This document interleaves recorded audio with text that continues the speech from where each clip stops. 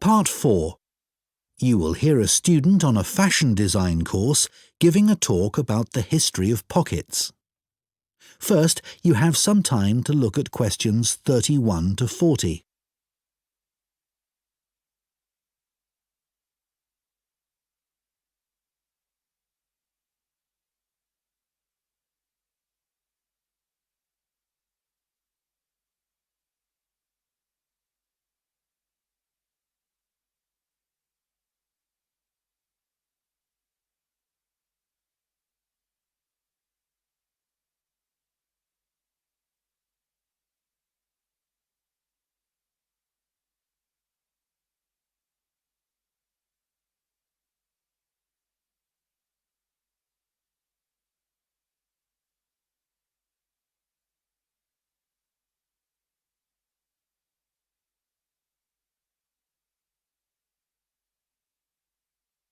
Now listen carefully and answer questions 31 to 40. Good morning.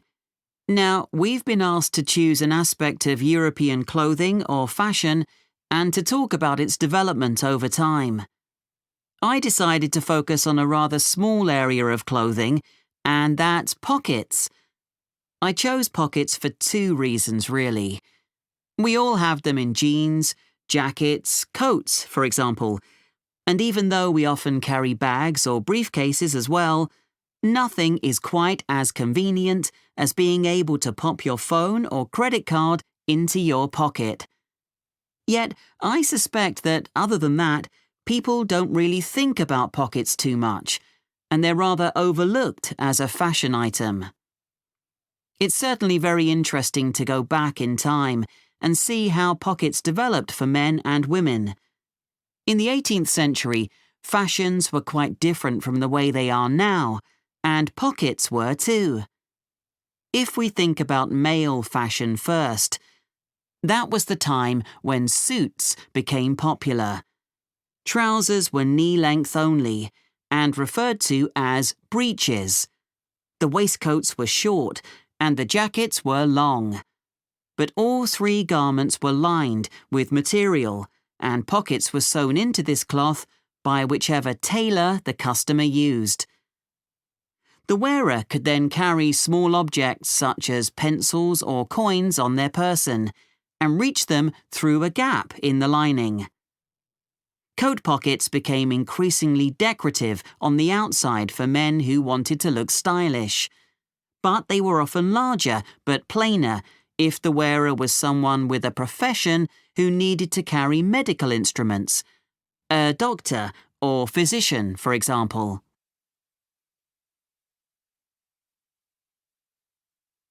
The development of women's pockets was a little different.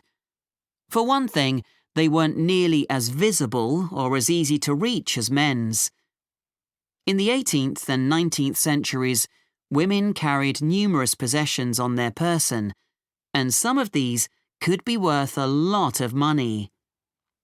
Women were more vulnerable to theft, and wealthy women, in particular, worried constantly about pickpockets. So, what they did was to have a pair of pockets made that were tied together with string. The pockets were made of fabric, which might be recycled cloth if the wearer had little money, or something more expensive, such as linen, sometimes featuring very delicate embroidery. Women tied the pockets around their waist, so that they hung beneath their clothes. Remember, skirts were long then, and there was plenty of room to hide a whole range of small possessions between the layers of petticoats that were commonly worn.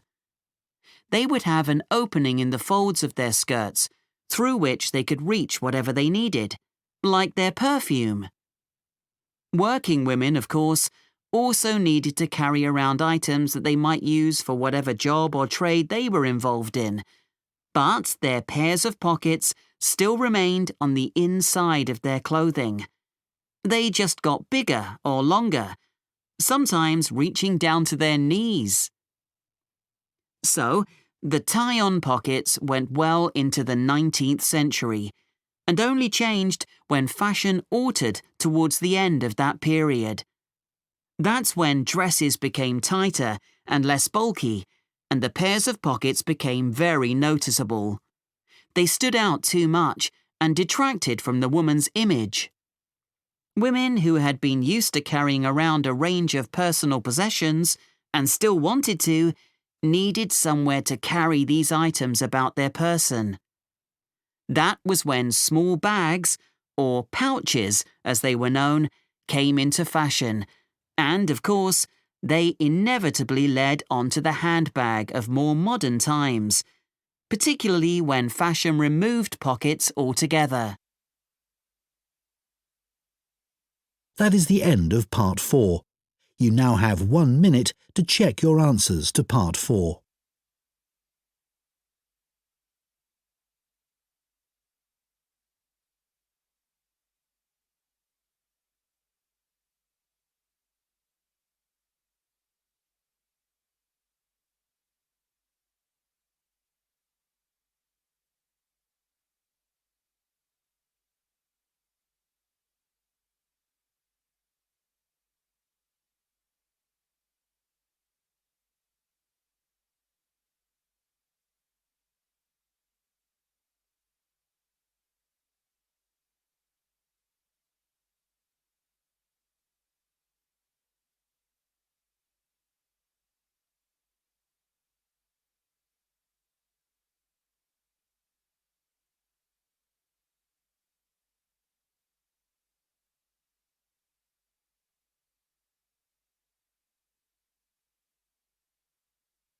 That is the end of the listening test.